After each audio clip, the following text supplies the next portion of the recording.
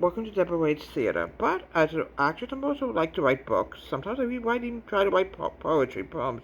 We'll be doing poems in a couple of days, but here's one called The Magical Green Forest. A beautiful, beautiful fantasy story. Short story, very beautiful story, very lush. Temperature's always perfect, like in the upper 60s to low 70s. And a young girl wandered in here. Her name is Millie, and she met a man named Billy. Cute combination, rhyming words, of course. And, sitting each other. And Billy was saying he wants to stay here for the rest of his life to get away from all the tension of the world, and so does Millie. In other words, you don't have to pay bills, you don't have to have any aggravation of everyday life. And, you could live off the land. They had apple trees in there, they had peach trees in there, raspberry plants, blueberry plants. You live off the land, and it's always very comfortable and cozy.